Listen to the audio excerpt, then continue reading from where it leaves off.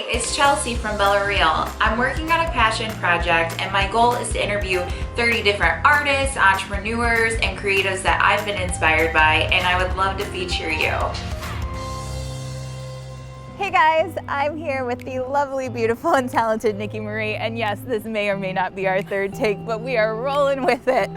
For those who don't have an Instagram or have been living under a rock, Niki, can you tell us a little bit about what you do? I am a wedding photographer based out of downtown Detroit. My style is very classic, timeless, romantic. I picked this spot for you because a lot of your images, I've noticed, are taken in downtown Detroit. You know, my husband and I live downtown, and Detroit has always been such a huge inspiration for me and my business. I love taking photos in the city just because it has, you know, that very classic and timeless look. I feel like each year some new trend comes out and everybody wants to recreate this image, whereas yours, you have like a really distinct style. It always is a struggle with myself, like when those new trends come up, because sure, I love them and they're beautiful, but I have to remind myself, is this part of my why in my business? Like, is that going to look as good as it does now, 50 years later? And remind myself to stay classic in a world that is so ever changing and with trends and whatnot. I feel like one of the old school trends, it may have been when I first started shooting weddings in 2008, it was like a black and white picture, and then there would be like the bride's bouquet would be in color. Yeah. And I see that, and it's like, that was a trend at some point, not anymore. Yes, that doesn't need to come back.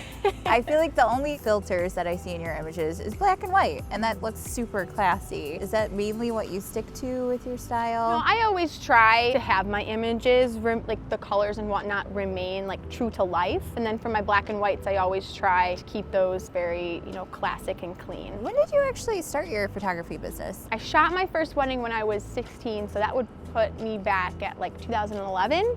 Wow. I believe. I picked up a camera a few years before, and then I dove right into wedding photography, so no turning back. What made you decide to do that? To be completely candid, I never really intended to be a wedding photographer. I had a little point and shoot camera. I think I want to say it was junior high at that point, and my mom was gardening one day, and I, adventured out into the front yard and started taking pictures of flowers and nature, and I got really big into that. Like, I loved, the flower pictures and the landscapes, and while nothing is wrong with that, my friends in high school, junior high were always like, Niki, you need to take pictures of people, and I'd always be like, no, people are boring. I don't want to take pictures of people. Then I actually had a family friend that we grew up with. They were having a small intimate wedding, and they actually reached out to me and were like, hey, like, we would really love for you to shoot our wedding. And I was just kind of taken aback, like, wait, me? Like, obviously it was super flattering, and I said yes, and I guess, you could say the rest is history, so. Obviously you liked it because you stuck with it. What is your number one motivation when you are shooting weddings? I would definitely say I want to capture as many moments, in between moments, that I can for my couples one day. Because when it comes to it, when you look back at your wedding photos, I want you to be able to relive those moments, with, your family that might not be even here anymore. And I want to help bring you back to that, and just to be able to preserve those moments for my couples. I love those moments. The in-between moments, I feel like, are what clients end up appreciating the most, as opposed, they still care about their vows and everything, like the major moments. Yes, absolutely. But what are some things that you've learned since starting your business? The wedding day is not about me, hands down.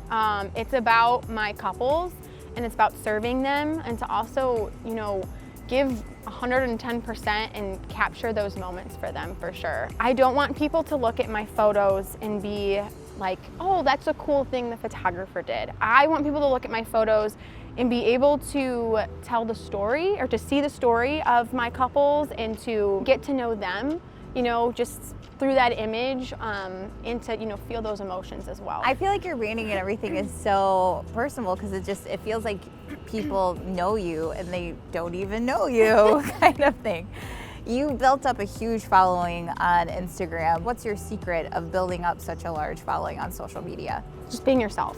I think is a big thing. Definitely a lot easier said than done because it's something that I still struggle with and probably will always, to be honest with you, is to try not to be so focused on the numbers and just to be focused on the content that you're putting out there. Share your couple stories in the best way possible and just being real and being yourself. Stop looking at what everyone else is doing and what they're posting and what they're saying, and instead focus back on to your business and to your brand, and say what you want to say. That's you, not what 500 other photographers have already said. Hopefully that's not too cheesy.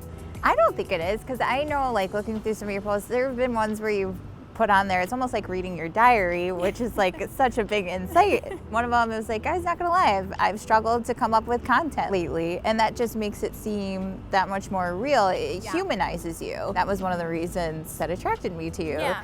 I think that you had just recently posted that there was a bride who found you before she found her groom. Yes. What was that conversation like? I'm actually just curious about that. I mean, it was such an honor. I'm oh my goodness, seriously. Honestly, it's really humbling. It really is. And I'm just really thankful that, there are so many amazing people that trust me. It really is humbling. What is one word that you would use to describe yourself? I would definitely say dedicated.